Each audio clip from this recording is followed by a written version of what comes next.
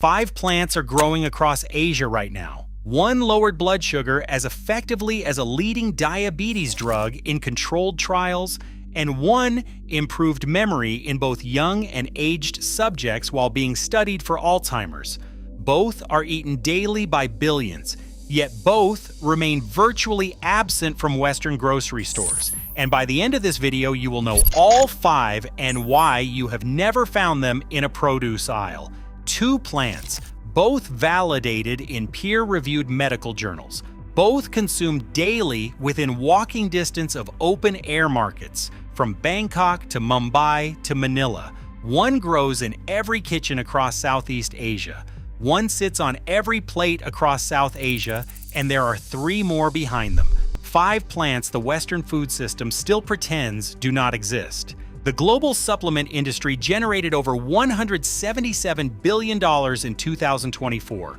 Western consumers spend $30 to $50 each month on vitamin capsules, fish oil pills, and powdered greens marketed as nutritional breakthroughs. Meanwhile, the plants that contain these same compounds in their whole natural form sit untouched in Asian markets for pennies per bundle. The gap between what Asia grows and what the West buys in bottles is not a gap of access. It is a gap of awareness. The first plant grows in nearly every kitchen across Southeast Asia. Scientists call it Pandanus amarillifolius. 600 million people simply call it Pandan. In Malaysia, it sits next to the rice cooker on kitchen counters. In Thailand, grandmothers brew it into pale green tea every morning. In Indonesia, street vendors wrap sticky rice in its long, bright leaves and sell them as afternoon snacks. Walk through any wet market in Kuala Lumpur or Ho Chi Minh City, and you will find thick bundles of fresh pandan leaves stacked beside the vegetables. A full bundle costs less than the equivalent of $1. In the West, most people have never heard its name. Pandan does not appear in standard Western nutrition databases. It is not stocked in 95% of Western supermarkets. No brand identity, no wellness influencer behind it, no marketing budget, just a bright green aromatic leaf that costs nearly nothing. The signature aromatic compound in pandan is called 2-acetyl-1-pyroline. This is the exact same molecule responsible for the distinctive fragrance of premium jasmine rice and basmati rice. The Western food industry imports those grains at elevated prices year after year. The leaf that naturally produces the same aromatic compound grows in a pot on a windowsill for free. The West pays for the rice. It ignores the leaf. But the aroma is not why researchers have studied this plant for decades. The clinical evidence is. A trial published in the Journal of Pharmacopuncture recruited 30 healthy human volunteers and tested pandan leaf tea against a control group. The average postprandial plasma glucose peak in the pandan group was measurably lower. Pandan inhibits alpha-glucosidase activity, slowing how quickly carbohydrates enter the bloodstream after a meal, and it stimulates insulin secretion from pancreatic beta cells in a dose-dependent manner. A separate investigation in 2023 on diabetic animal models found that high-dose pandan treatment produced glucose-lowering effects comparable to metformin. Metformin is one of the most commonly prescribed diabetes drugs on the planet. A leaf from a kitchen plant matched its performance in a controlled setting. The extract selectively inhibited cancer cell proliferation and triggered programmed cell death through caspase activation pathways. None of the extracts were toxic to normal healthy cells. The safety margin was far above the effective anti-cancer dose. This was published in BMC Complementary Medicine and Therapies. Peer-reviewed, indexed, publicly accessible. Processed pandan leaf powder contains approximately 12.73% protein, over 6% crude fiber, and meaningful concentrations of amino acids. Its phytochemical composition includes flavonoids, saponins, catechin, camphorol, gallic acid, cinnamic acid, and ferulic acid. Traditional healers across Malaysia, Thailand, and Indonesia have documented its use for centuries to reduce fever, relieve digestive distress, and treat kidney conditions. Pandan grows easily in tropical and subtropical climates and thrives as a potted plant indoors in cooler regions. It needs moisture and indirect light, nothing more. One plant produces continuous harvests with no seasonal limit. There is no expiration. There is no monthly subscription. If a leaf that fights cancer cells and matches pharmaceutical drug performance for blood sugar control can remain absent from an entire hemisphere for this long, the question becomes unavoidable. What else has been missed? The second plant answers that question, and its evidence reaches directly into the human brain.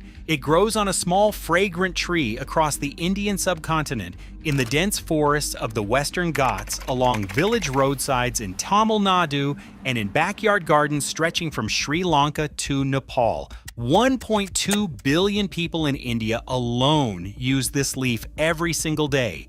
Scientists classify it as Murraya koenigii.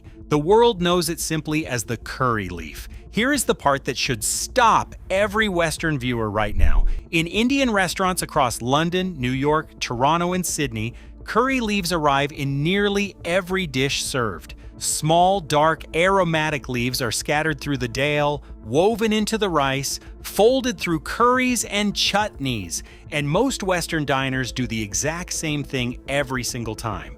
They notice the leaves between bites, they push them to the edge of the plate, they leave them behind when the check arrives. The leaf travels from farm to market to kitchen to plate, and at the very last step it gets discarded by the person who needed it most. They are throwing away the most pharmacologically active leaf on their plate without any awareness of what it contains. Curry leaf holds a rare class of compounds called carbazole alkaloids. These molecules are found almost nowhere else in the common human food supply. Beyond the alkaloids, curry leaf is rich in quercetin, rutin, and flavonoids that provide antioxidant and anti-inflammatory protection across multiple organ systems. A study published in the Journal of Ethnopharmacology tested curry leaf extract on both young and aged mice. The curry leaf diets produced significant dose-dependent improvements in memory scores across both age groups. The extract also reversed amnesia induced by scopolamine and diazepam. The researchers attributed the results to enhanced cholinergic activity and reduced brain cholesterol. A longer-term study in the Journal of Medicine and Life found that chronic curry leaf administration could prevent cognitive decline, prevent cholinergic dysfunction, and reduce oxidative brain injury in aging subjects. The authors stated explicitly that their results support the traditional use of Murraya koenigii in the treatment of neurodegenerative disorders. They named Alzheimer's disease specifically. A comprehensive review in the journal Pharmaceuticals mapped the full neuroprotective mechanism. Carbazole alkaloids reduce oxidative stress in brain tissue. They inhibit acetylcholinesterase, the same enzyme targeted by donepezil and rivastigmine, the frontline Alzheimer's medications. They reduce aggregation of amyloid-beta proteins, and they attenuate pro-inflammatory cytokines that accelerate neural tissue damage. One leaf produces multiple simultaneous protective pathways. No single synthetic drug on the market replicates this combination. A clinical study on human patients with type 2 diabetes found that supplementation with 12 grams of curry leaf powder daily produced reductions in both fasting and postprandial blood sugar levels. Per 100 grams, fresh curry leaves deliver 3,767 international units of vitamin A at 125% of the recommended daily value. Iron content reaches 5.1 milligrams. Magnesium measures 220 milligrams. Folate reaches 94 micrograms, critical for DNA synthesis and neural tube defect prevention. Dried curry leaf powder concentrates these values further, with vitamin A content exceeding 100,000 international units per 100 grams. Two plants, both eaten daily by billions, both backed by published clinical evidence for diabetes, cancer, and neurodegeneration, both sitting in plain sight across Asian kitchens, both virtually invisible to the Western consumer who encounters them and pushes them aside.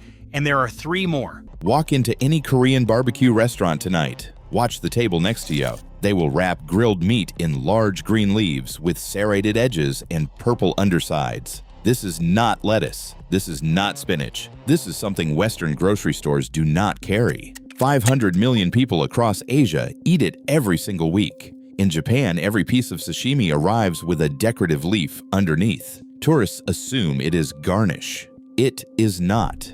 The leaf contains compounds that kill bacteria and parasites. Japanese chefs have known this for 500 years. The leaf is not decoration. It is medicine hiding in plain sight. In China, traditional medicine cabinets contain this dried herb for treating 40 different conditions: coughs, colds, nausea, skin inflammation, allergic reactions. The documentation fills thousands of pages in texts that Western researchers never translated. Here is the first clue that something went wrong. You know basil, you know oregano, you know mint and rosemary and thyme. These herbs sit in every Western grocery store, but this plant, consumed by more people than all those herbs combined, does not exist in Western consciousness. Most Americans have never heard its name. The problem begins with language. Koreans call it kanip, Japanese call it shiso, Chinese call it zisu, botanists call it Perilla frutescens. 4 names for one plant. No unified identity in Western languages. When a plant has no consistent name, it has no consistent presence in databases, cookbooks, or research funding. The fragmentation was not intentional, but the result was erasure. Compare this to cilantro. It is the same plant as coriander, different names for leaves versus seeds. Western food culture unified those names. Everyone knows cilantro. It appears in every grocery store. Perilla never received that unification. It remained foreign in each separate encounter, never familiar, never integrated, never understood. The ancient record tells a different story. In China, around 200 AD, scholars compiled the Shenong Bencao Jing. This is the oldest surviving pharmacopoeia in human history. Perilla appears in its pages. The text describes using the leaves for respiratory ailments and the seeds for digestive problems. 2,000 years ago, Chinese physicians understood this plant. In Korea, a royal physician named Heojun spent 15 years writing the Dongguibagam. He finished in 1613. This encyclopedia of Korean medicine documented 17 distinct uses for perilla, treating coughs, calming nausea, reducing inflammation, promoting digestion. The book became Korea's most important medical text. It guided physicians for 4 centuries, yet Western scholars did not translate it until 1999. 386 years of medical knowledge locked behind a language barrier. In Japan during the Edo period, which lasted from 1603 to 1868, perilla cultivation reached 90% of farming households. Families grew it for food, medicine, and lamp oil. Before electricity, Japanese villages pressed perilla seeds for oil to light their homes. The crop served 3 functions simultaneously: food on the table, medicine in the cabinet, light in the darkness. Picture a Japanese farming village in 1750. The sun sets over terraced hillsides. Inside wooden homes, mothers light oil lamps fueled by perilla seeds harvested that autumn. Children eat dinner seasoned with perilla leaves picked that morning. Grandmothers prepare perilla tea for a family member with a persistent cough. 1 plant, 3 uses, 0 dependence on external supply chains. This was normal life for 250 years. But here's what matters most for survival. Perilla self-seeds with a ferocity that borders on aggression. A single plant produces from 1,000 to 4,000 seeds.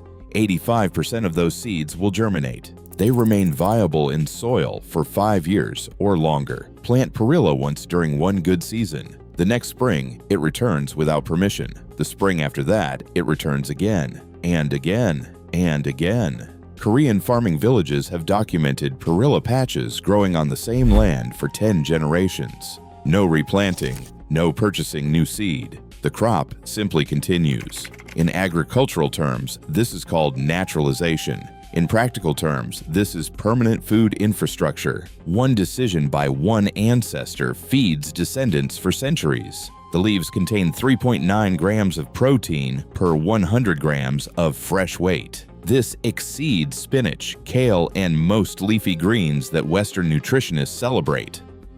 The calcium content reaches 230 milligrams. The iron content reaches 1.7 milligrams. Vitamin A concentration hits 5,520 international units. The leaves provide a complete nutritional package from a plant that requires no annual replanting. But the seeds hold the real treasure. In 1991, researchers at the National Institute of Nutrition in India analyzed Perilla seed oil. They found alpha-linolenic acid concentrations between 54 and 64%. Alpha-linolenic acid is the plant form of omega-3 fatty acids, 64%. No other plant on Earth comes close. Flaxseed oil contains 53% omega-3. Nutritionists celebrate flaxseed as a superfood. Chia seed oil contains 58%. Health food stores charge premium prices, but Perilla seed oil contains 64%, the highest concentration ever measured in any plant species, and almost no one in the Western world has ever heard of it. The seeds themselves contain 35 to 45% oil by weight. Vitamin E content reaches 870 milligrams per kilogram. Sterol content exceeds 3,000 milligrams per kilogram.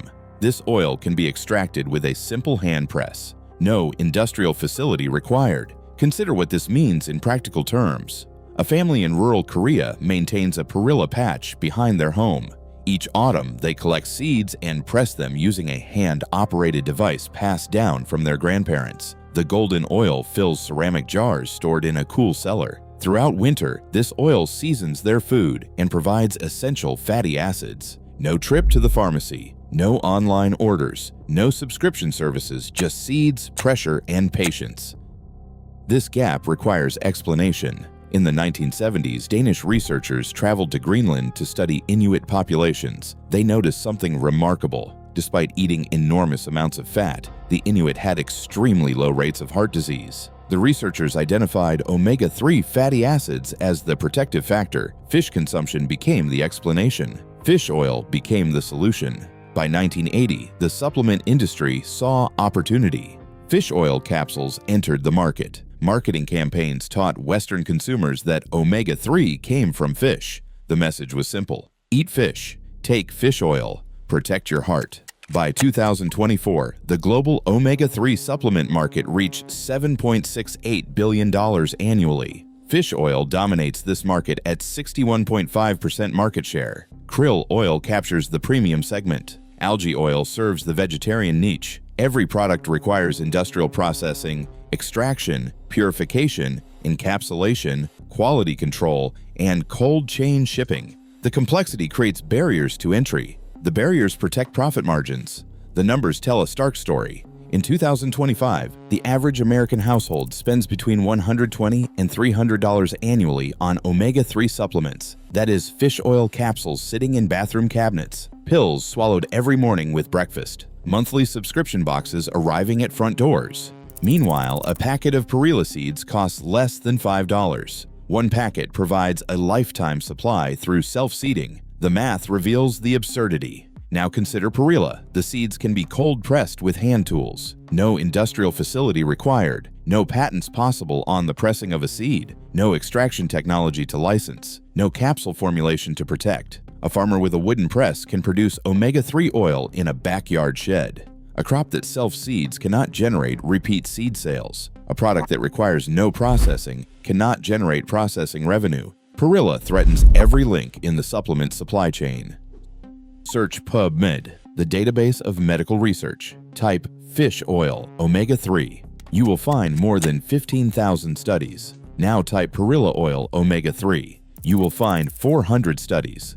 The ratio is 37 to 1. This is not because fish oil works better. This is because fish oil has funding. The research gap is not accidental. Fish oil studies receive industry sponsorship. Supplement companies fund trials that support their products. Perilla research receives almost no Western industry funding. The studies that exist come primarily from Korean government institutions, Japanese universities, and Chinese research hospitals. The knowledge exists, but it exists in languages that Western databases historically ignored. Until the 2000s, major medical databases systematically under-indexed research published in Asian languages. A study published in Korean might as well not exist for American physicians. A breakthrough documented in Japanese reached no Western audience. The translation barrier functioned as an information wall, 2,000 years of knowledge on one side, $4 billion of industry on the other. Visit the Library of Seoul National University in South Korea. Walk through the stacks of agricultural research. You will find hundreds of studies on perilla cultivation, nutrition, and medicinal properties. These papers date back to the 1950s. Korean researchers have documented everything: optimal planting times, soil requirements, harvest techniques, oil extraction methods, disease resistance patterns. The knowledge exists in meticulous detail. Almost none of it has been translated into English. But modern research has finally caught up. Consider what scientists have confirmed. In 2004, Japanese researchers published a clinical trial in the Annals of Allergy, Asthma, and Immunology. They gave Perilla extract to patients with seasonal allergies. The treatment group experienced 50% reduction in allergic symptoms. 50%. From an herb that grows like a weed. The active compound is rosmarinic acid. Perilla contains more rosmarinic acid than any other culinary herb ever tested, more than rosemary despite the name, more than basil, more than oregano. Rosmarinic acid reduces inflammation through mechanisms that pharmaceutical researchers have studied for decades. The compound inhibits enzymes that trigger allergic reactions. The science is clear. The applications are documented. The plant remains unknown. In 2004, researchers published findings on perilla and cancer prevention. The compounds in perilla leaves inhibited tumor growth in laboratory studies. The specific agent was perylaldehyde, a molecule found almost exclusively in this plant. The research appeared in Biofactors, a respected peer-reviewed journal. Western oncologists did not notice. Western cancer patients did not learn. In 2017, Korean researchers studied alpha-linolenic acid from perilla oil and cognitive function. The results showed protection against brain cell damage and cognitive impairment. The omega-3 fatty acids crossed the blood-brain barrier and protected neurons from oxidative stress. In 2024, a groundbreaking study examined perilla seed oil and Parkinson's disease. Cold-pressed perilla oil improved Parkinson's symptoms in mice through the gut-brain axis. The oil increased beneficial bacteria in the gut microbiota. This gut-brain connection represents cutting-edge neuroscience, and perilla was already doing it. The allergy research deserves deeper examination. In the United States alone, 50 million people suffer from seasonal allergies. They spend billions on antihistamines, nasal sprays, and prescription medications. Pharmaceutical companies generate enormous revenue from allergy season every spring. Now imagine those 50 million people growing perilla in window boxes and backyard gardens. Imagine them brewing perilla tea during allergy season. Imagine the rosmarinic acid reducing their symptoms by 50%. The pharmaceutical revenue disappears. The garden centers sell more seeds. The power shifts from corporations to individuals. The pattern becomes visible. Every benefit that perilla provides threatens an existing industry. Omega-3 supplements, allergy medications, blood sugar drugs, anti-inflammatory treatments. Each category represents billions in annual revenue. Each category could be partially replaced by a plant that costs nothing after the first planting. This is not conspiracy. This is economics. Companies fund research that supports their products. They do not fund research that makes their products unnecessary. Universities pursue grants from available sources. The sources favor patentable interventions. A self-seeding plant cannot be patented. A cold-pressed oil cannot be protected. The funding flows elsewhere. The research follows the funding. The knowledge gaps persist. You can grow it yourself. Perilla thrives in USDA zones 2 through 11. This covers almost the entire continental United States, most of Europe, and equivalent climates worldwide. The plant tolerates poor soil. It tolerates drought once established. It tolerates neglect. These are the characteristics of a survival crop. Here is the 5-minute setup. Soak your seeds in water for 24 hours. This dramatically improves germination rates. Fill a bucket of at least 3 to 5 gallons with basic potting soil. Surface sow the seeds. Do not bury them. Perilla seeds need light to germinate. Mist with water. Place in a sunny location. Germination takes 7 to 21 days. Be patient. Once seedlings emerge, thin to 1 or 2 plants per bucket if growing in containers. Space plants 10 to 12 inches apart if growing in ground. Water about 1 inch per week during establishment.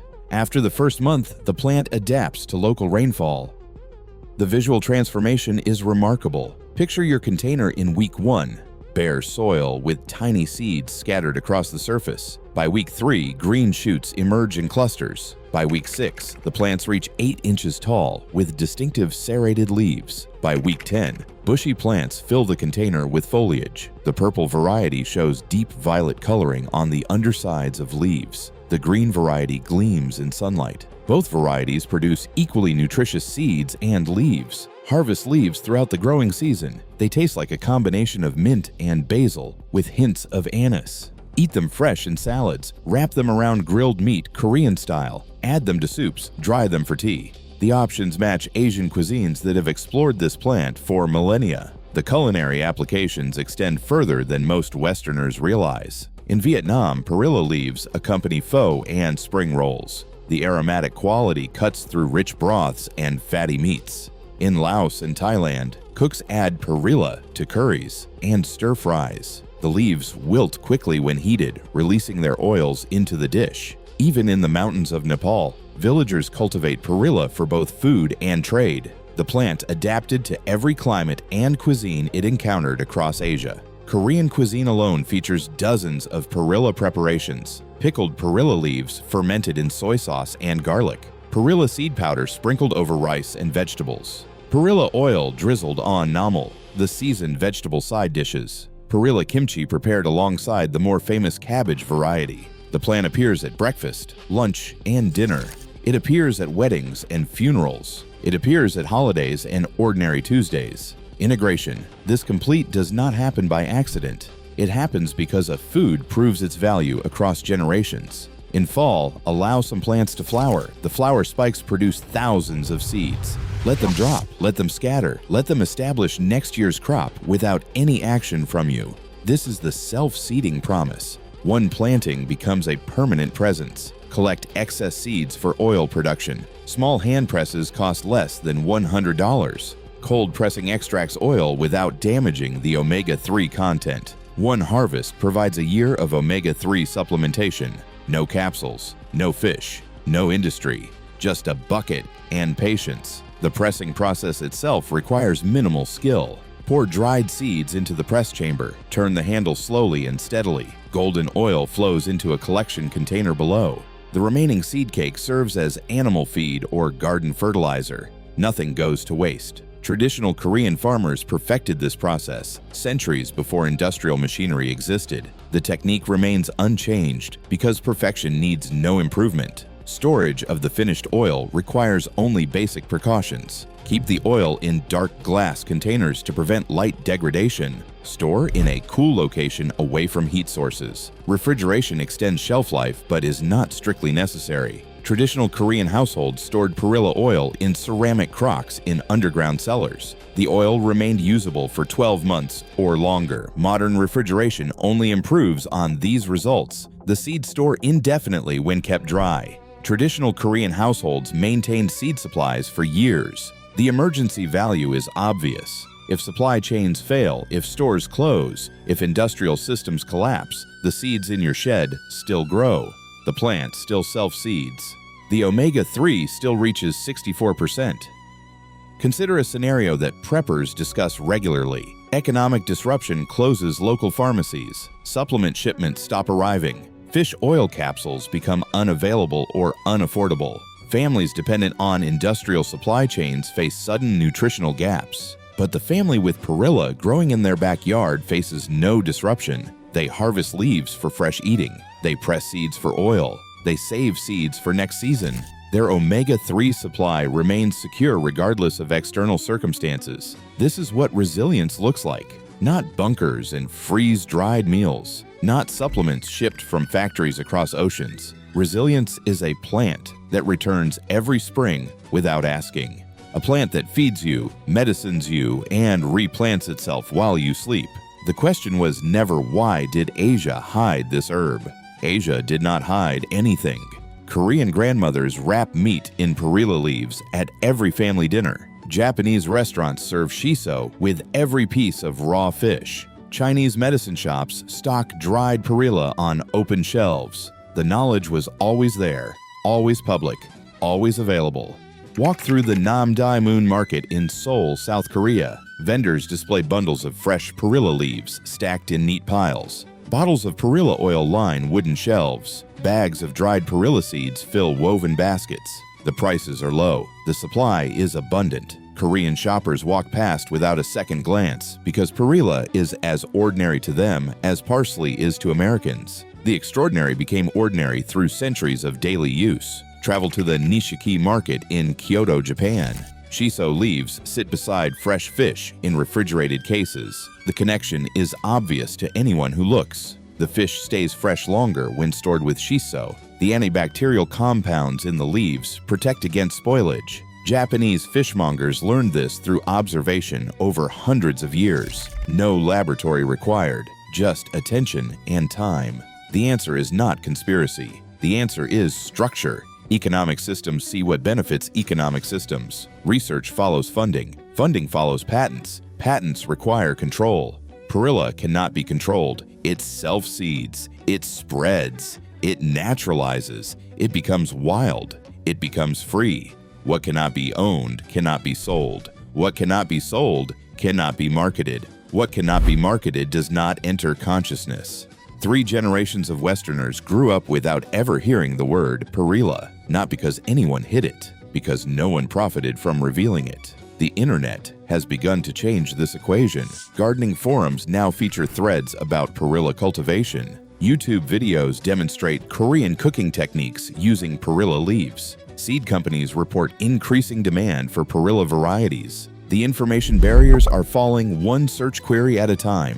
What took centuries to suppress may take only years to reverse. The plant does not care about revenue streams. It cares about reproduction. It cares about spreading. It cares about establishing itself wherever soil and sunlight permit. For 2,000 years, perilla has pursued this single agenda. It will continue for 2,000 more. The seeds you plant this spring will produce plants this summer. Those plants will drop seeds this fall. Those seeds will germinate next spring without your intervention. Your grandchildren could harvest from the same patch you established today. This is botanical inheritance. This is genetic legacy. This is food security measured not in months, but in generations. Every spring, Perilla will return to remind you that the most valuable things in life often cost the least. A packet of seeds, a bucket of soil, a few minutes of attention, and then years of abundance from a plant that Western science ignored while 500 million people ate it for dinner. Over 530 million adults worldwide live with diabetes today. By 2045, that number will exceed 783 million. The global diabetes drug market was valued at over $100 billion in 2025 alone. Pharmaceutical executives report record earnings every quarter. Meanwhile, patients refill prescriptions month after month after month. The standard treatment is metformin. 30% of patients experience gastrointestinal side effects. Within 5 years, most require additional medications. The system is designed for maintenance, not resolution, not cure, maintenance. Yet 1/3 of diabetic patients already use complementary and alternative medicine. They are searching for answers the pharmaceutical system cannot provide. There exists a place where diabetes rates are among the lowest on Earth: Okinawa, Japan. This small island chain is home to the highest concentration of centenarians anywhere in the world. These people live past 100 with fewer chronic illnesses. Nearly 2/3 still function independently at age 97. Researchers from universities across Japan studied them for decades. They analyzed blood samples. They tracked dietary patterns. They interviewed families across 3 generations. They found a single vegetable consumed several times weekly, a vegetable Western nutritionists cannot even name. Walk into any restaurant across Asia tonight. Watch the tables around you. In Okinawa, families order a dish called Goya Champeru, stir-fried vegetables with eggs and tofu. The centerpiece is a wrinkled green fruit with a bumpy surface. In India, street vendors sell it stuffed with spices. They call it Karela. In China, it appears in soups and medicinal teas. They call it kugua. In the Philippines, it simmers in stews with pork and tomatoes. They call it ampalaya. 4 names for one plant. 500 million people consume it weekly. The same knowledge spread across continents for 3,000 years, but the West has never heard the word. This is Momordica carrantia, bitter melon, the most potent blood sugar regulating plant ever documented, and you have almost certainly never eaten it. The ancient record tells a different story than modern medicine. Bitter melon originated in India over 3,000 years ago. Ayurvedic physicians documented its uses for conditions matching diabetes symptoms. They did this before the word diabetes existed. They called it a cooling food that balanced the body. In the 14th century, traders brought it to China. Traditional Chinese medicine practitioners recognized bitter foods as cleansing agents. They prescribed it for liver conditions and digestive complaints. Li Shizhen lived from 1518 to 1593. He was the greatest Chinese herbalist of the Ming dynasty. He spent 27 years compiling the Bencao Gangmu. This encyclopedia documented nearly 2,000 medicinal substances. Li Shizhen ranked bitter melon as the best melon on earth. He documented its ability to improve liver function. He noted its effects on vision. He recorded its capacity to support heart health. The knowledge was always there, always public, always available. Dan Buettner is a National Geographic explorer who spent years studying longevity. He coined the term blue zones. These are 5 regions worldwide where people live measurably longer lives. Okinawa is one of them. The Okinawa Centenarian Study interviewed hundreds of people over the age of 100. Researchers expected to find genetic advantages, but they found diet instead. The traditional Okinawan diet centers on purple sweet potatoes, tofu, seaweed, and bitter melon. Centenarians consumed bitter melon several times weekly, despite its intense flavor and despite younger generations abandoning it. One woman named Goze Shinzato was 104 years old when researchers visited her home. They asked about her longevity supplements. They expected bottles of pills. She walked them to her garden. Bitter melon was growing there on a wooden trellis alongside turmeric and sweet potatoes. Her supplements grew in dirt. Modern research has finally confirmed what Asia knew for millennia. A clinical trial at Pingtung Christian Hospital in Taiwan tested bitter melon peptide extract on 142 diabetic patients. The treatment group received capsules daily for 3 months. Their hemoglobin A1C levels dropped from 7.8% to 7.4%. The control group showed no change. Hemoglobin A1C measures average blood sugar over 90 days. A reduction of 0.4% is clinically significant. A separate study in Pakistan tracked diabetic patients consuming bitter melon powder. Random blood glucose dropped from 244 milligrams per deciliter to 201 milligrams per deciliter. The control group actually increased. The largest study tested 100 participants with freshly prepared bitter melon extract. 86 out of 100 participants experienced hypoglycemic effects from a plant that grows on a fence. Meta-analyses now confirm the pattern. Bitter melon reduces fasting glucose, it reduces postprandial glucose, and it reduces hemoglobin A1C. The evidence exists across Korean research institutions, Japanese universities, Indian medical colleges, and Taiwanese hospitals. But almost none of this research was funded by Western pharmaceutical companies. Bitter melon contains over 225 medicinal constituents. Scientists have identified 3 compounds primarily responsible for blood sugar effects. The first is charantin, a mixture of steroidal saponins with insulin-like activity. Charantin increases insulin release from the pancreas. It reduces gluconeogenesis in the liver. It increases glycogen synthesis in muscle tissue. These are the same mechanisms targeted by expensive diabetes medications. The second compound is polypeptide P, sometimes called plant insulin or P-insulin. This is a 166 residue peptide that mimics human insulin. When injected into diabetic patients, it lowers blood glucose in both type 1 and type 2 diabetics. Even when taken orally, it demonstrates hypoglycemic effects. A plant producing its own insulin, growing on backyard fences across Asia. The third compound is vicine. Vicine works through different pathways to enhance glucose uptake into cells. The combination of all 3 activates AMPK, the same metabolic pathway targeted by metformin. It increases GLUT4 translocation, moving glucose from the bloodstream into cells where it can be used for energy. Multiple mechanisms work simultaneously. No patent required. But the benefits extend far beyond blood sugar regulation. Bitter melon demonstrates remarkable effects across multiple body systems. Research published in cancer biology journals shows that bitter melon extract inhibits the growth of cancer cells in laboratory conditions. Studies at the University of Colorado found that bitter melon juice reduced pancreatic tumor size by 60% in animal models. The compounds disrupt the glucose metabolism that cancer cells depend on.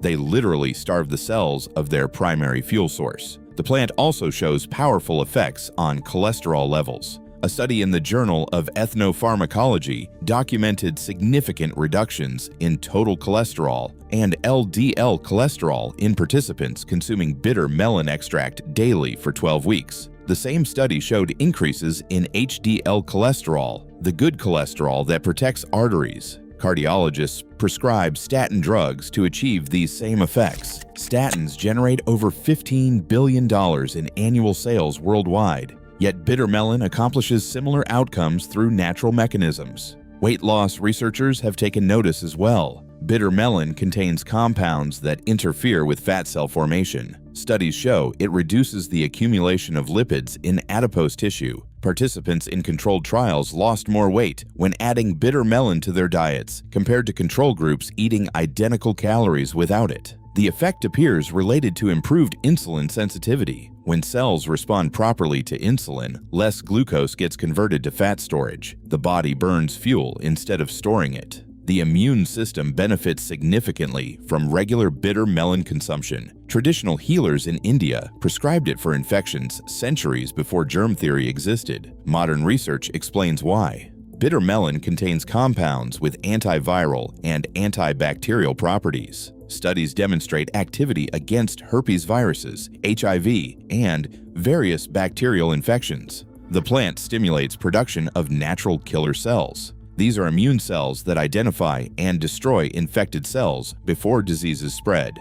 Liver health improves dramatically with bitter melon consumption. The liver processes every toxin that enters the body, including alcohol, medications, environmental pollutants, and metabolic waste. Over time, the liver accumulates damage. Bitter melon contains compounds that protect liver cells from oxidative stress. Studies show it reduces markers of liver damage in patients with fatty liver disease. It promotes regeneration of damaged liver tissue. In parts of Asia, bitter melon is consumed specifically after periods of excessive alcohol consumption. Traditional wisdom again preceded scientific validation by centuries. Search PubMed, the database of medical research. Type metformin diabetes. You will find over 30,000 studies. Now type bitter melon diabetes. You will find fewer than 500 studies. The ratio is 60-1. This is not because metformin works better. This is because metformin has funding. Pharmaceutical companies fund research that supports their products. They do not fund research that makes their products unnecessary. Bitter melon cannot be patented. A plant that grows on a fence generates no repeat revenue. A fruit that self-seeds cannot generate annual seed sales. What cannot be owned cannot be sold. What cannot be sold cannot be marketed. The funding flows elsewhere. The research follows the funding. The knowledge gaps persist. Until recently, Western medical databases under-indexed research published in Asian languages. A study published in Korean might as well not exist for American physicians. A breakthrough documented in Japanese reached no Western audience. The International Diabetes Federation operates from Brussels. The major diabetes drug companies are headquartered in Indianapolis and Copenhagen and Basel. The research centers documenting bitter melon are in Seoul, Tokyo, Taipei, and Mumbai.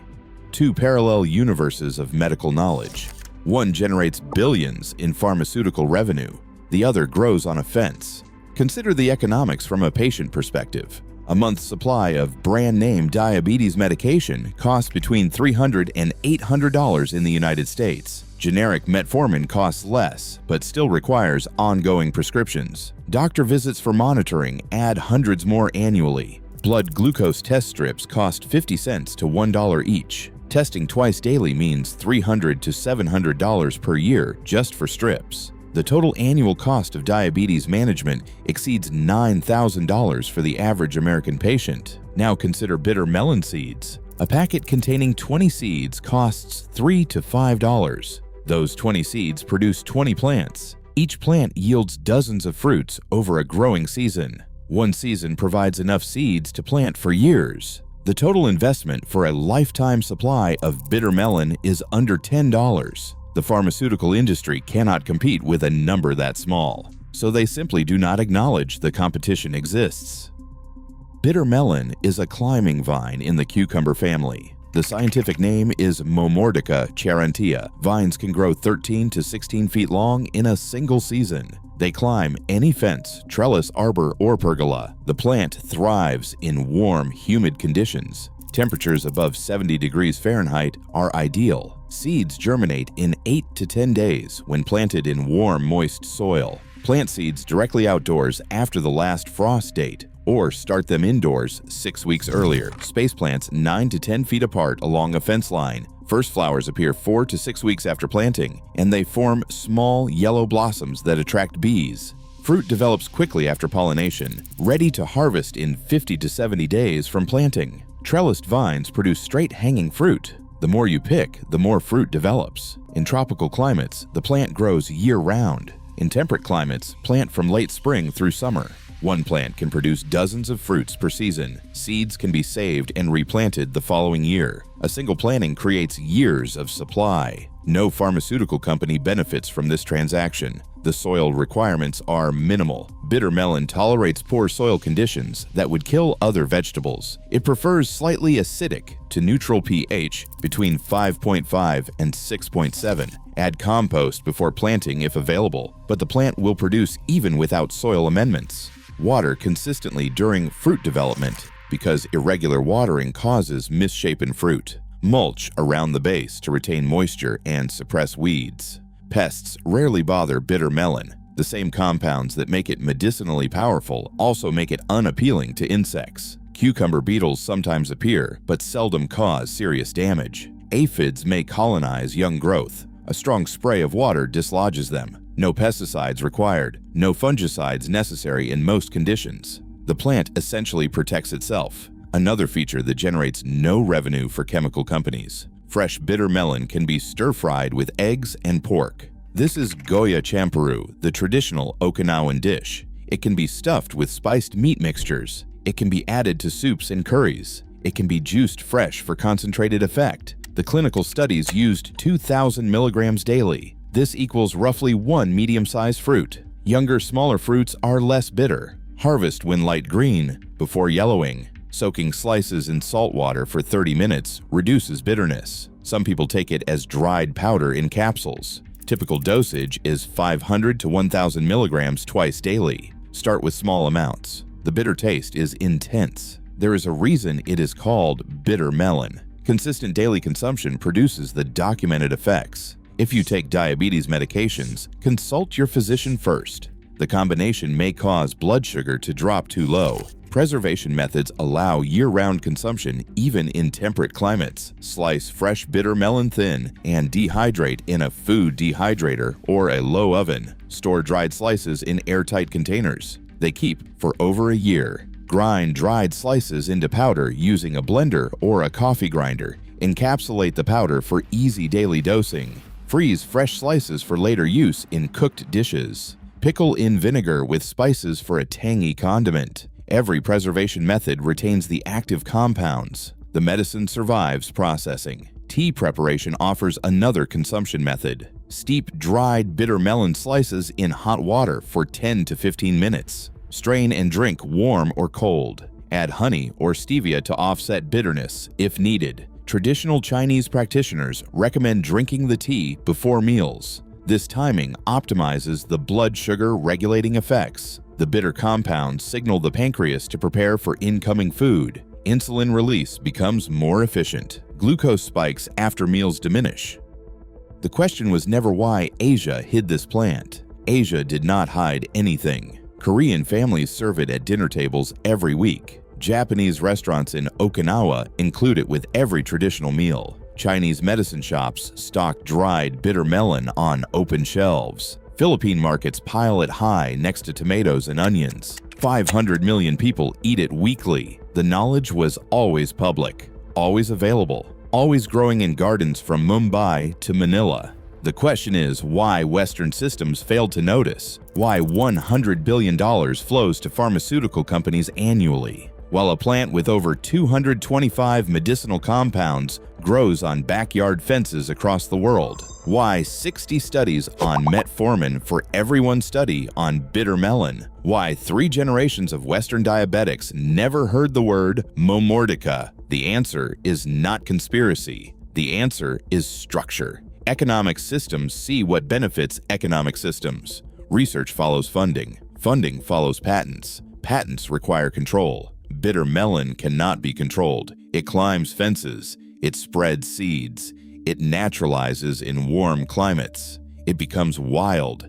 It becomes control. Medical schools teach what pharmaceutical companies fund them to teach. Continuing education credits come from industry-sponsored seminars. Drug representatives visit doctor offices with free samples and glossy brochures. No one visits with bitter melon seeds. No one funds seminars on traditional Asian vegetables. The information asymmetry persists not through active suppression, but through passive neglect. What generates no profit receives no attention.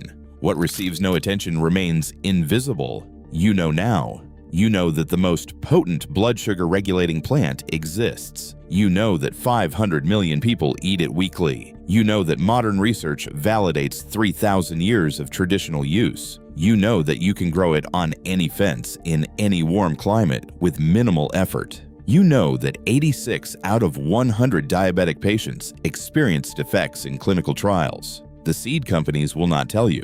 The pharmaceutical industry will not tell you. The medical establishment funded by that industry will not tell you. But the plant does not care about quarterly earnings reports. It cares about climbing toward sunlight. It cares about producing fruit. It cares about dropping seeds for next season. For 3,000 years, bitter melon has pursued this single agenda across every warm region on Earth. It will continue for 3,000 more, whether Western medicine notices or not. Walk into any traditional kitchen in northern India during winter. Watch the families prepare their morning meal. They will cook dark green leaves with a dusty white coating into curries and flatbreads called parathas. This is not spinach. This is not kale. This is bathua.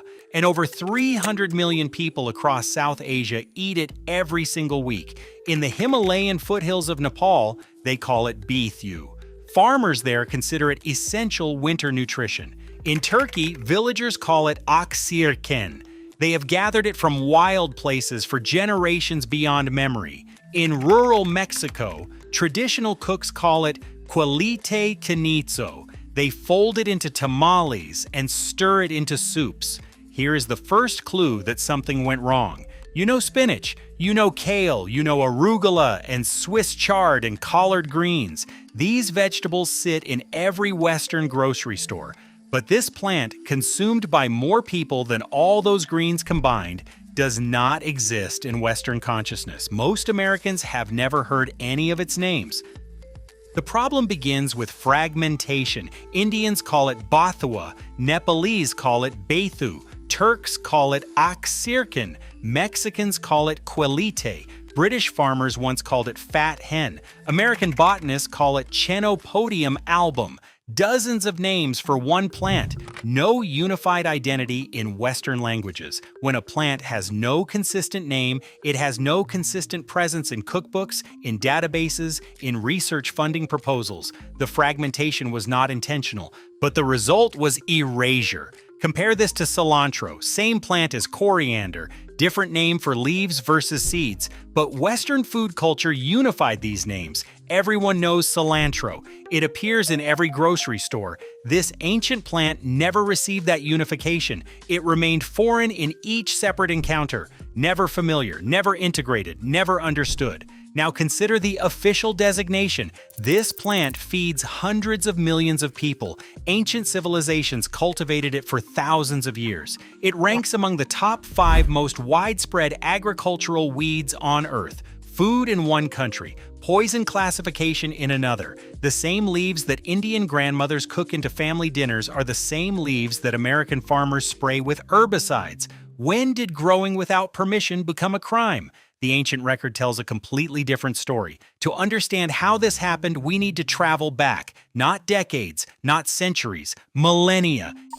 In 1950, Danish workers cutting peat from a bog near the village of Toland discovered something that would change archaeology forever. They found a human body so perfectly preserved that they initially called the police, thinking they had discovered a recent murder victim. The body belonged to a man who had died over 2,400 years ago. Scientists named him Toland Man. His face remained so intact that you can still see his closed eyes, his furrowed brow, the stubble on his chin. He looked like he was sleeping. But scientists were most interested in something else, his stomach. In 2021, researchers from the Danish National Museum conducted the most detailed analysis ever performed on Toland Man's last meal. They used advanced microscopy and lipid analysis to identify exactly what he ate in the hours before his death. The results filled pages of the scientific journal Antiquity. Barley, pale persicaria, flax seeds, wild buckwheat, and one plant appeared in higher concentrations than any other grain or seed. The plant we are discussing today, it filled his stomach. It was not a weed to him, it was food. Intentional, cultivated, harvested food. Toland Man was not alone. Another bog body discovered nearby called Grauballe Man showed the same dietary pattern. Same plants, same intentional cultivation, same evidence of a food system we had forgotten existed. The examination of stomach contents from Iron Age human bodies preserved in northern European peat bogs reveals that this plant's leaves and seeds were harvested and consumed over 3,000 years ago. This was not foraging, this was agriculture. But Europe was not the only place where humans recognized this plant's value. 5,000 miles west, an entirely separate civilization made the same discovery independently. In the river valleys of eastern North America, something remarkable happened approximately 5,000 years ago. Indigenous peoples began intentionally planting and cultivating members of the goosefoot family. They selected for larger seeds, they developed storage techniques, they created trade networks. By 3,800 years before present, at least 5 domesticated seed-bearing plants formed a coherent agricultural complex in the corridor of rivers stretching from modern-day Missouri to Ohio. This plant's relatives were central to that system. Archaeologists call this the Eastern Agricultural Complex. It predates the arrival of maize from Mexico by nearly 2,000 years. For millennia, Native American civilizations grew wealthy and populous on crops that modern Americans call weeds. At Russell Cave in Alabama, archaeologists found direct evidence of this forgotten agriculture. Seeds from the Chenopodium family were stored intentionally and cultivated systematically. This was not a minor food source. This was a staple crop. 3 separate domestication events: the Andes Mountains of South America, the highlands of central Mexico, the woodlands of eastern North America. 3 independent civilizations looked at this plant and reached the same conclusion. This is valuable. This is worth cultivating. This feeds our people. And here is perhaps the most revealing connection of all. You have heard of quinoa, the ancient Andean superfood that now costs $8 per pound at health food stores. The grain that Instagram influencers add to their smoothie bowls, the seed that generates hundreds of millions in annual sales. Quinoa is Chenopodium quinoa.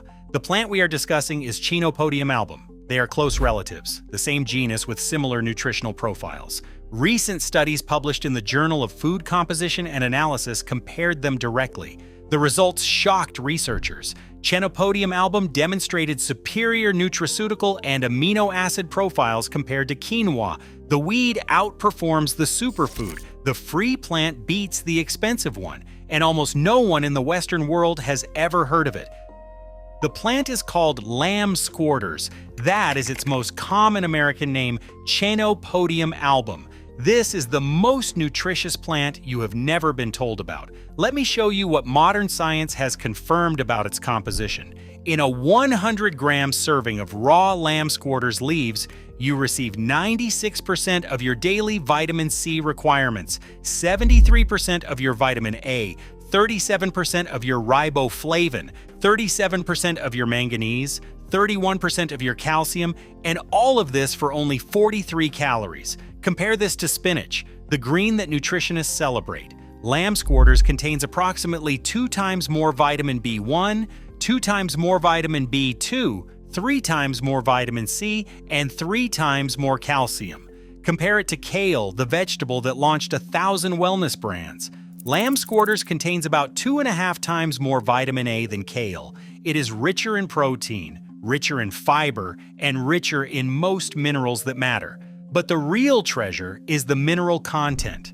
Research published by the United States Botanic Garden compared wild edible species to common grocery store vegetables. They tested lamb's quarters against lettuce, spinach, and cabbage. The results demand attention. Lamb's quarters contains more than twice as much potassium as those commercial greens, 3 times as much calcium. And here is the number that changes everything: 5 times as much magnesium, 5 times more magnesium than spinach, 5 times more than lettuce, 5 times more than cabbage. No pill, no supplement, no expensive powder, just leaves that grow in garden beds, in sidewalk cracks, and in disturbed soil across 6 continents.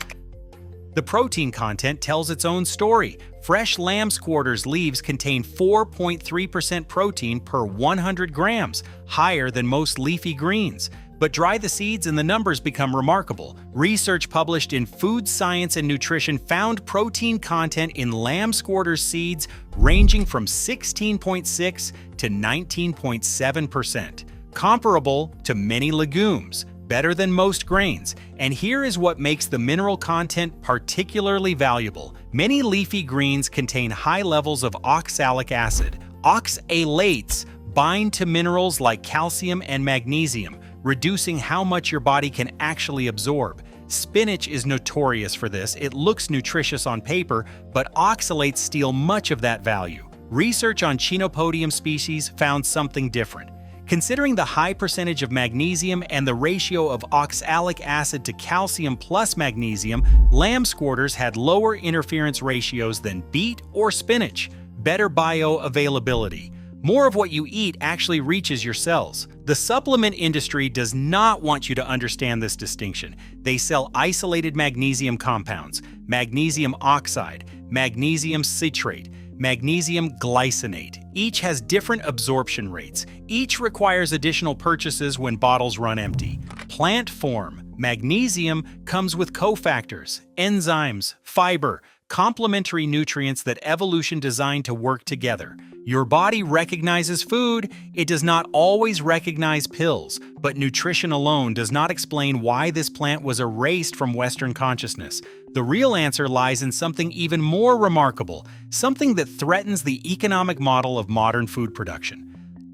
Lamb's quarters produces an average of 72,000 seeds per plant. Some specimens produce over 100,000. Under ideal conditions, researchers have documented plants producing up to 500,000 seeds. A single well-established patch can release 50 million seeds per hectare. Those numbers are difficult to comprehend, so let me make them concrete. One lamb's quarters plant in your backyard this summer will produce enough seeds to plant an entire neighborhood, and you do not need to do anything. The plant disperses its own seeds. It requires no intervention, no collection, no storage, no replanting. But here is what transforms abundance into permanence. Those seeds do not die. Studies on seed longevity found that lamb's quarter seeds remain viable in soil for 12 to 78 years.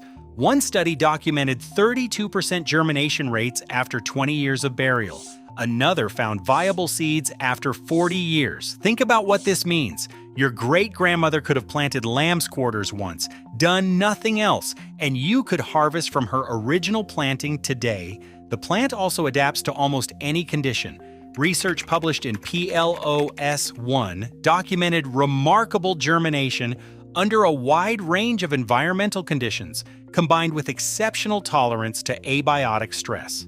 Maximum germination of 94% occurred at optimal temperatures, but the plant successfully germinated under drought conditions, high salinity, and poor soil quality. It grows in light soil, medium soil, heavy soil, acidic soil, alkaline soil, sandy soil, clay soil, from USDA hardiness zone 3 to zone 10, from Scandinavia to South Africa, from sea level to high mountain valleys. This is what resilience looks like. Not fragile seedlings requiring constant attention, not hybrid varieties demanding specific fertilizers, a plant that establishes itself and returns indefinitely. That requires no infrastructure, that builds permanent food systems. Now, consider what this means for existing industries. Buy seed once, plant once, harvest forever. What happens to seed company revenue when a crop perpetuates itself? What happens when customers never need to purchase again? The global seed industry generates over $60 billion annually. Corn, soybeans, wheat, cotton. These crops require new seed purchases every planting season. Many modern varieties are hybrids that do not breed true. Some are patented. The business model depends entirely on repetition. Lamb's Quarters breaks this model. It refuses to participate in annual transactions. It cannot be controlled. It cannot generate recurring revenue. From an industry perspective, this plant is worthless, worse than worthless. It is competition. The supplement industry faces the same problem. The global magnesium supplement market reached $3.5 billion in 2023. Projections show growth to nearly $7 billion by 2032. This growth depends on one thing: continued magnesium deficiency. Government statistics reveal that nearly 90% of American adults are not meeting recommended dietary intake for magnesium. Some studies suggest that as much as half the total population is clinically deficient. This deficiency creates demand. Demand creates markets. Markets require products. Lamb's Quarters threatens every link in this chain. A plant that provides 5 times more magnesium than spinach. That grows without cultivation. That self-seeds forever. That costs nothing after initial establishment. This is not a product. This is a solution. And solutions are bad for business. The research funding patterns reveal the structure clearly. Search PubMed, the database of medical literature. Search for fish oil studies. You will find over 15,000 results. Search for magnesium supplement studies. Thousands more. Now search for Chenopodium album nutritional research. A few hundred studies, most conducted in India, Nepal, or Pakistan. Almost none funded by Western institutions. Scientific papers repeatedly use the same word to describe this plant: neglected. The nutritional characteristics of the neglected species Chenopodium album. That word appears again and again in the literature. Neglect is not conspiracy. No shadowy meetings occurred where executives decided to suppress Lamb's Quarters. No memos circulated demanding its erasure. The mechanism was simpler. Economic systems see what benefits economic systems. Research follows funding. Funding follows patents. Patents require control. Lamb's Quarters cannot be controlled. It self-seeds, it spreads, it naturalizes, it becomes wild, it becomes free. What cannot be owned cannot be sold. What cannot be sold cannot be marketed. What cannot be marketed does not enter consciousness.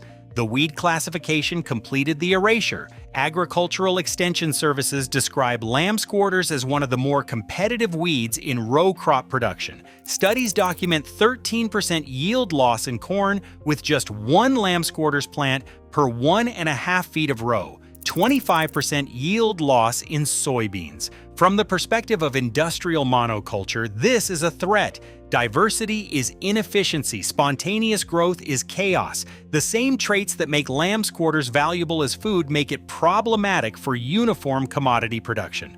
Herbicide manufacturers need enemies. Lamb's Quarters became a target. Billions of dollars of chemicals designed to kill a plant that feeds people. The same pattern appeared with white clover. For 80 years, American lawn seed mixes contained clover because it fertilizes soil naturally.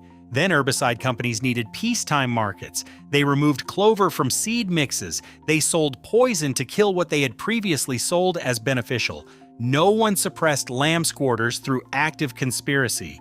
The system simply forgot, or rather, it remembered only what could be monetized.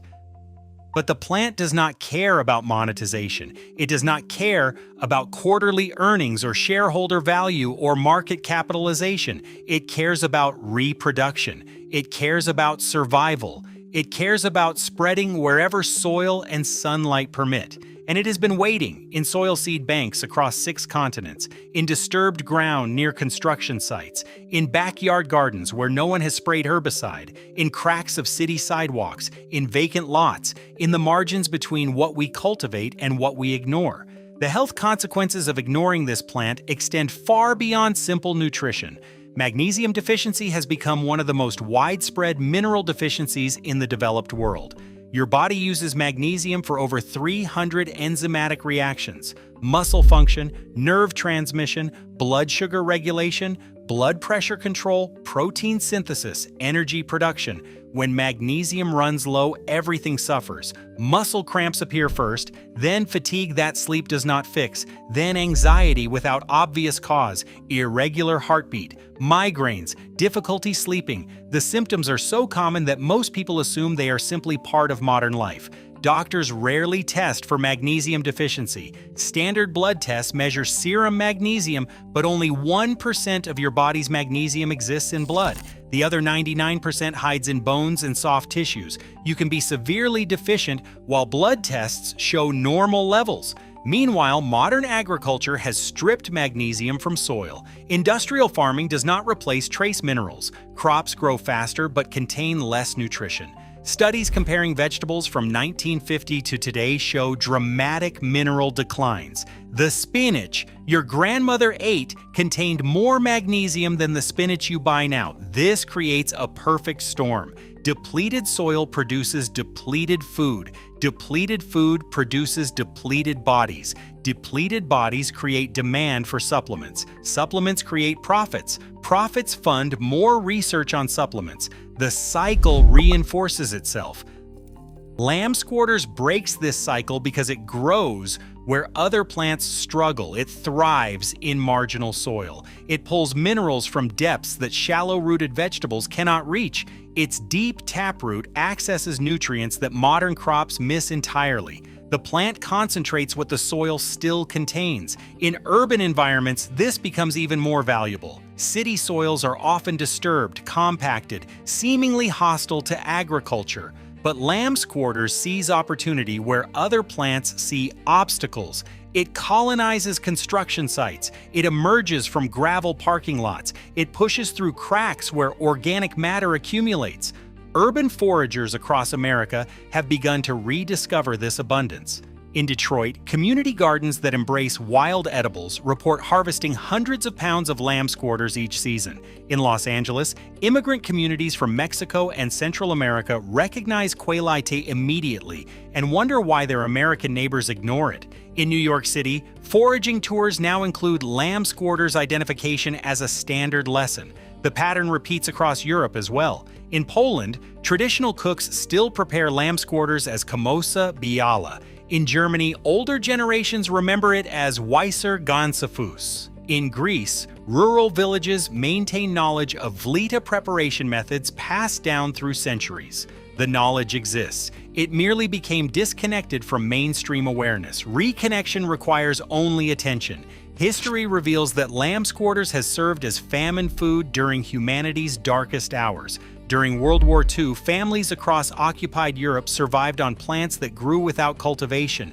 When supply lines collapsed and farms lay abandoned, lamb's quarters emerged from disturbed soil and fed the hungry. Survivors in the Netherlands during the hunger winter of 1944 to 1945 ate whatever grew wild. This plant grew wild everywhere. The same pattern appeared during the Great Depression in America. Rural families who remembered old knowledge foraged what others ignored. They stretched meager resources with free greens that required no purchase. The plant asked nothing in return. No money, no labor, no infrastructure, just recognition. In China, historical records document lamb's quarters consumption during countless famines stretching back millennia. The plant appears in ancient agricultural texts as a reliable backup when rice harvests failed. Peasant farmers knew that this green would appear when everything else disappeared. This history carries a lesson we have forgotten. resilience does not come from complexity, it comes from simplicity. From plants that do not need us, from food systems that function when everything else fails. Our ancestors understood this. They maintained relationships with wild plants precisely because civilization sometimes collapses. We have traded that resilience for convenience, for plastic-wrapped vegetables shipped from distant continents, for supplements manufactured in factories, for the illusion that grocery stores will always remain stocked. The pandemic revealed how fragile these assumptions are. Empty shelves appeared within days, supply chains buckled under pressure. The knowledge to reclaim this abundance is simple. Identification requires no expertise. Look for the distinctive mealy white coating on young leaves, like someone sprinkled flour across the surface. The leaves are triangular or diamond-shaped, roughly 3 to 7 centimeters long on mature plants. The edges have irregular teeth. Upper leaves appear waxy and unwettable. The dusty coating washes off easily. Beneath it, the leaves look like any cooking green, dark green on top, sometimes purplish underneath. Dense clusters of tiny green flowers appear on spikes as the plant matures. Similar plants exist. The Auraceae species most commonly get confused with lamb's quarters. But here's the important fact: those are also edible. The confusion poses no danger. You might end up with slightly saltier greens, you will not end up poisoned. Cultivation is almost unnecessary. The plant appears spontaneously in most gardens. Stop pulling it out. That is the entire cultivation secret. If you want to establish a patch deliberately, scatter seeds on disturbed soil in spring after the last frost.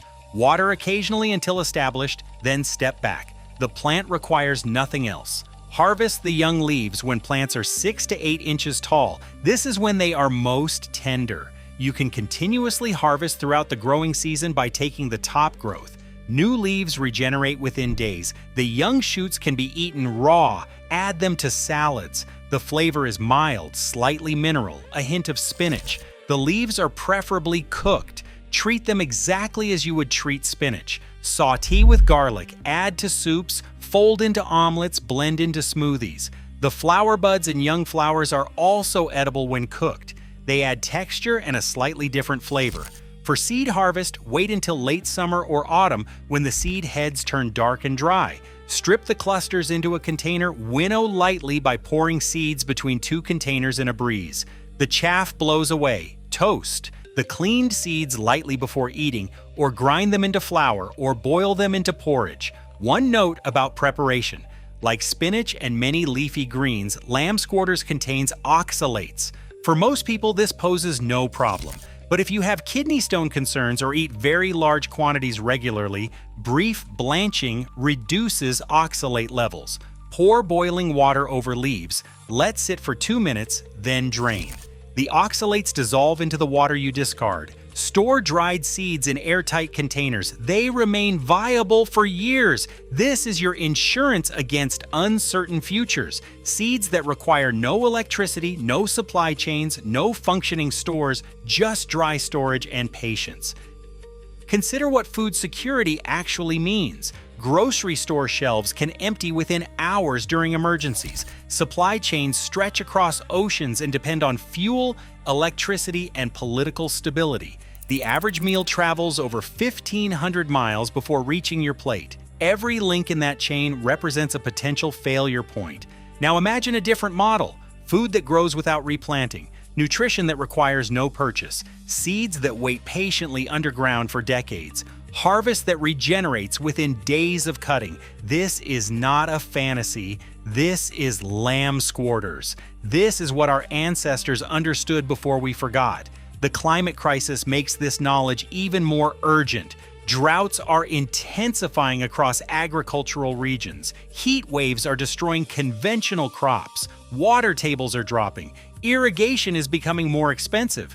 The industrial food system that replaced traditional knowledge is showing cracks. Lamb's quarters thrives under exactly these conditions: heat tolerance, drought resistance, ability to grow in poor soil. This plant evolved for the world we are creating. It prepared for conditions that our pampered crops cannot survive. Every garden that maintains a lamb's quarters patch holds insurance against uncertain harvests. The real question is not whether you should grow lamb's quarters, it grows itself. The question is whether you will recognize it when it appears, whether you will see food or see a weed. 3,000 years ago, a man in Denmark ate this plant for his final meal. His body preserved in peat shows us what he valued. 5,000 years ago, Native American farmers cultivated its relatives as dietary staples. Their seeds preserved in cave sediments show us what they knew. This knowledge was never lost. Indian grandmothers still cook bathua every winter. Himalayan villagers still gather bethu from wild slopes. Mexican cooks still fold quilite into traditional dishes. The wisdom survived everywhere except where industrial agriculture and supplement marketing achieved total dominance.